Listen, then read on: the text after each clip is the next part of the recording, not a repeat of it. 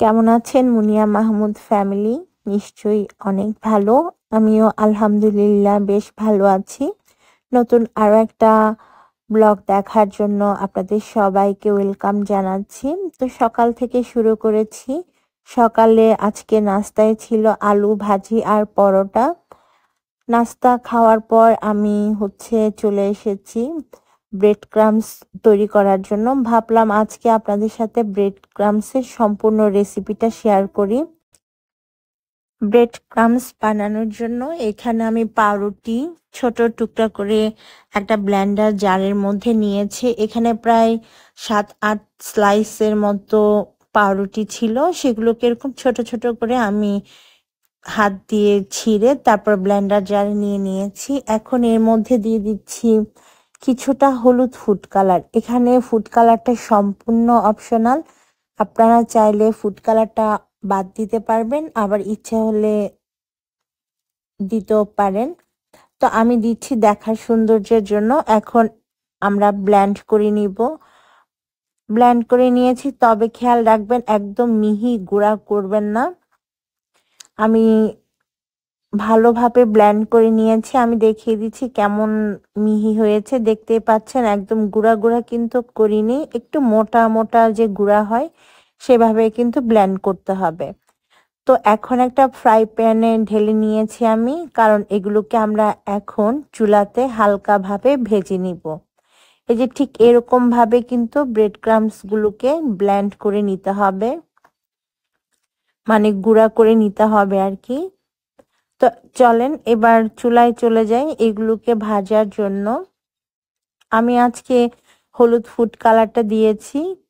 আর রোজার সময় আমাদের তো ব্রেড ক্রামস দরকার হয় বিভিন্ন ধরনের ইফতারি বানানোর জন্য, তাই চাইলে এখনই বেশি করে ব্রেড ক্রামস বানিয়ে ফ্রিজ করে রাখতে পারেন।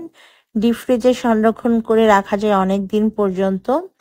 তো এখন আমি চুলায় চলে এসেছি। চুলার আঁচটা লোতে রেখে আমরা এই ব্রেড ক্রামস গুলোকে ভাজবো যতক্ষণ না এগুলো একদম ঝরঝরে আর শুকনা হয়ে যাচ্ছে। পাউরুটি চুলায় দেওয়ার পর, মানে ব্রেড ক্রামস গুলো চুলায় দেওয়ার পর দেখবেন একটু ভেজা ভেজা ভাব থাকবে, মানে পাউরুটির মধ্যে যে আর্দ্রতা থাকে সেটার কারণেই কিন্তু এটা ভেজা ভেজা থাকে। তবে 10 মিনিটেই এই ব্রেড ক্রামস তৈরি করে নেওয়া যায়। লো হিটে রেখে জাস্ট অনবরত নাড়বেন, চুলার আঁচটা বাড়িয়ে দিবেন না, এতে করে খুব তাড়াতাড়ি পুড়ে যাবে যেহেতু পাউরুটি। তাই লো হিটে রেখেই আপনাকে এই ব্রেড ক্রামসটা বানিয়ে নিতে হবে। মোটামুটি 10-12 মিনিটের মধ্যে তৈরি হয়ে যায় আমাদের ব্রেড ক্রামস। তো আমি 10-12 মিনিট লো হিটে রেখে অনবরত নেড়েছি যেন পুড়ে না যায়, কারণ পুড়ে গেলে আপনি যে কোনো খাবার যখন কোট করবেন এই ব্রেড ক্রামস দিয়ে তখন কিন্তু দেখতে ভালো লাগবে না। তাই অবশ্যই চুলার আঁচটা লোতে রেখে এগুলোকে ঝরঝরে বা শুকনা করে আমি চুলার মধ্যে টেলে নিয়েছি। তো আমার 10 থেকে 12 মিনিটের মতো লেগেছে।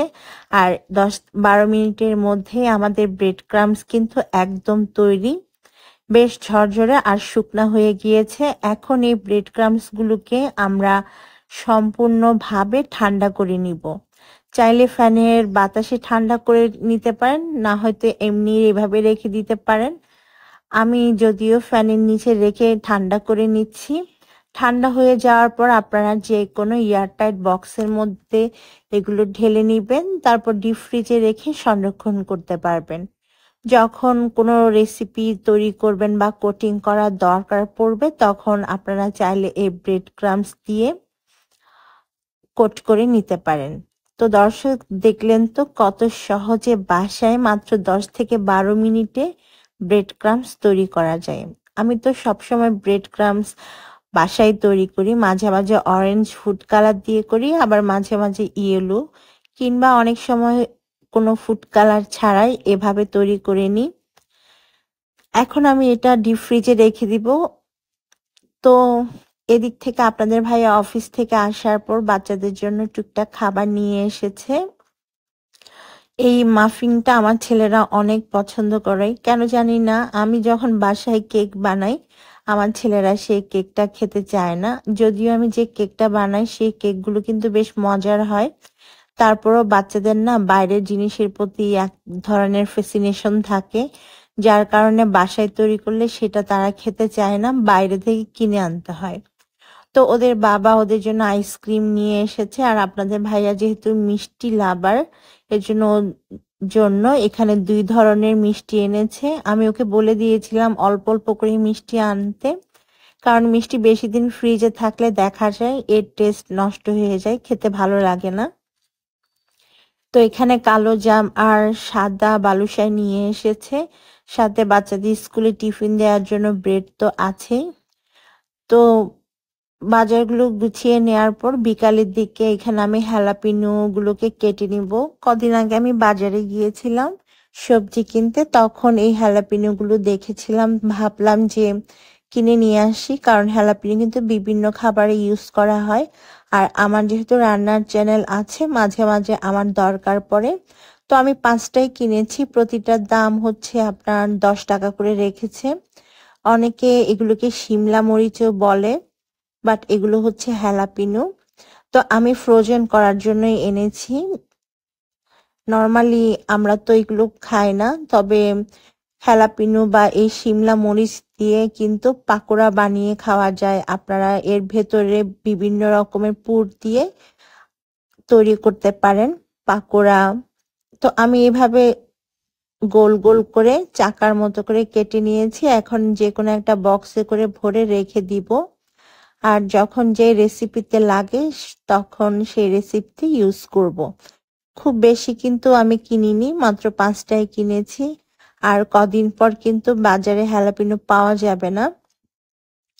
আর সব বাজারে কিন্তু পাওয়াও যায় না। আমি যেখান থেকে সবজি বাজার করি সেই বাজারে আসলে এগুলো পাওয়া যায়। তো ভাবলাম যে কিনে নিয়ে যাই। তো দর্শক, এই ছিল আমার আজকের ছোট্ট একটা ব্লগ। আশা করি আপনাদের ভালো লেগেছে। এরকম নিত্য নতুন রান্নার টিপস বা অন্যান্য রান্না দেখতে হলে আমার চ্যানেল আর ইউটিউব, ফেসবুক পেজটাকে ফলো দিয়ে রাখবেন।